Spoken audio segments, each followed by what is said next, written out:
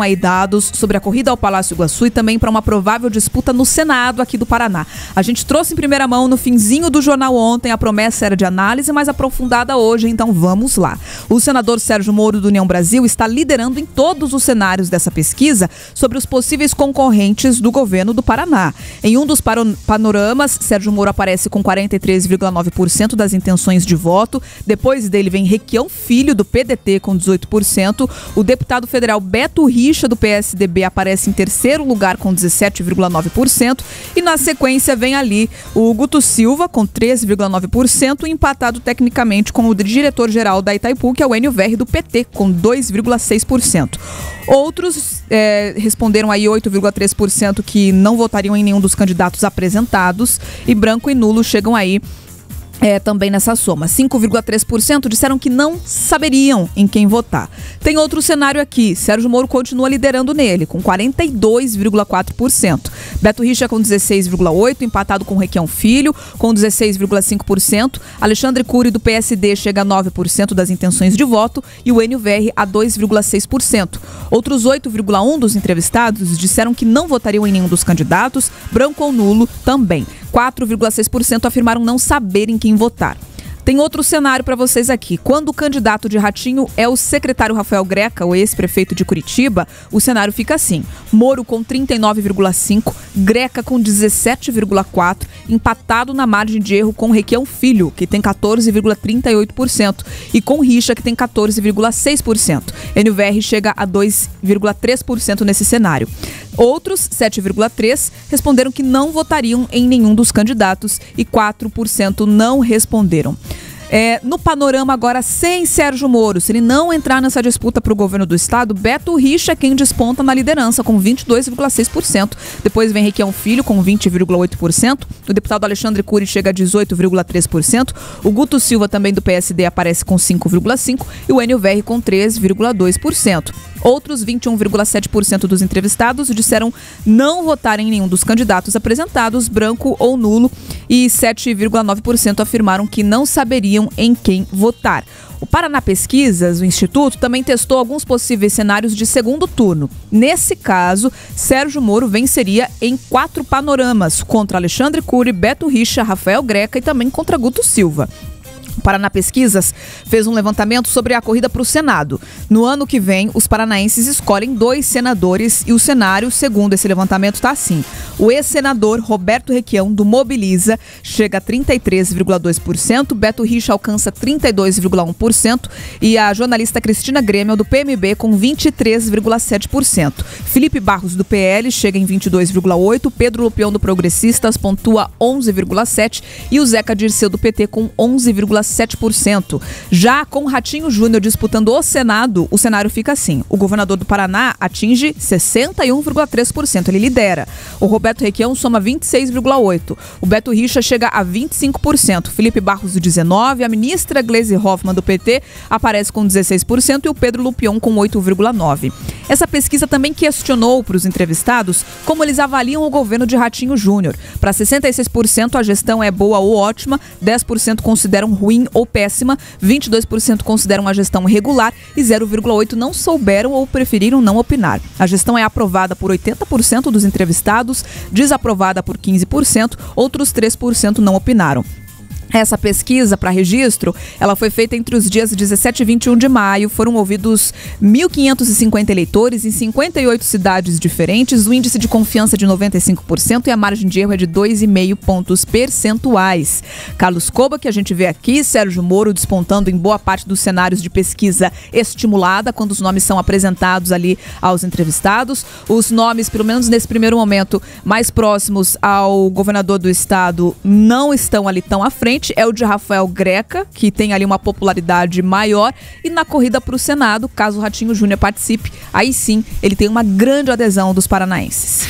Olha, essa pesquisa chama muita atenção o número de indecisos, né? São 75% das pessoas que disseram que não sabem quem votar. para o governo do estado e 86% não sabem em quem vai votar para o Senado Federal. Então, é uma margem de gente muito grande, paranaense, que não sabem em quem votar. E aí, é completamente compreensível isso, né? Nós estamos aí há pouco mais de um ano do período eleitoral e aí a gente traz aqui notícias da economia, da política, a gente sabe que os paranaenses, e não só nós aqui do Paraná, mas os brasileiros, eles não estão conectados com o processo eleitoral ainda. É normal esse fenômeno.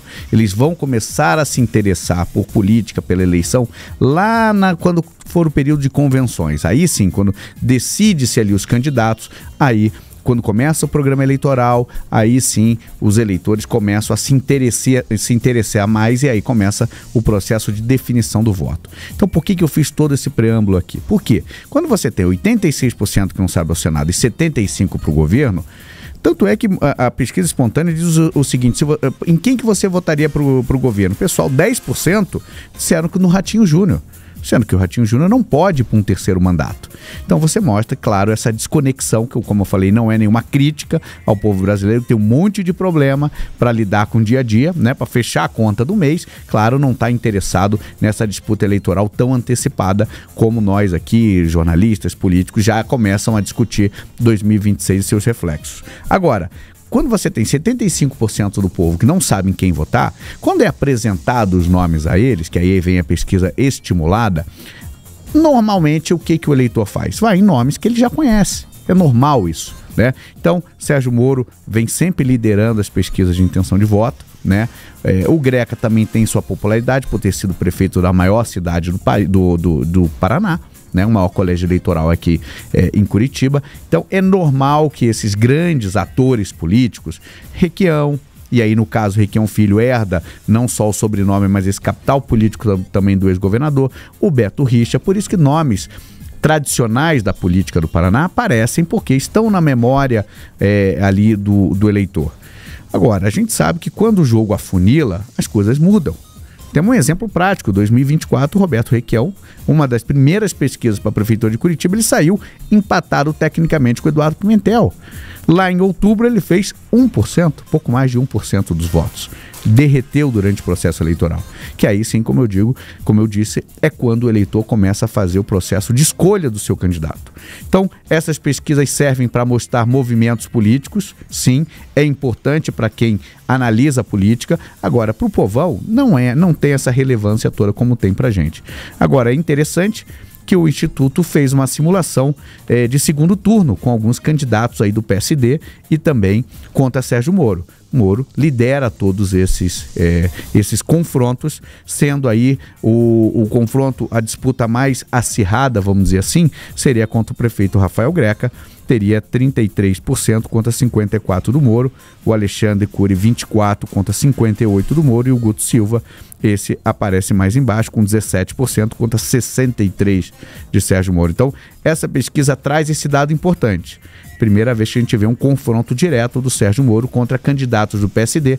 Vamos só lembrar que o Ratinho Júnior, nessa bancada aqui, disse que o candidato à sucessão que ele vai apoiar é do PSD, só que existe nomes dentro do partido que ainda não há uma definição. Mas a gente já começa a ver como que seria esse cenário se a eleição fosse hoje, considerando, claro, repito, que o eleitor paranaense está muito desconectado, e é normal isso, do processo eleitoral. É isso, né? E além de faltar muito tempo e de a grande parte da população não estar falando sobre isso ainda, como o Carlos falou, quando começa a campanha, muitas coisas impactam também, como, por exemplo, um padrinho político que vai apoiar determinado nome, seja ele o próprio governador Ratinho Júnior ou players nacionais, né? A gente viu na eleição do ano passado, quando isso aconteceu também com apoios vindos, né, do ex-presidente Jair Bolsonaro aqui no Paraná, que ainda tem um nome muito forte, né? E isso pode acontecer e impactar também esses números. E outra coisa que faz diferença ali nessa mudança, claro que muita água vai passar debaixo dessa ponte, mas que faz diferença nessa mudança também, são números de rejeição, porque a gente vê ali nomes que são muito conhecidos da política e aparecem muito bem neste momento.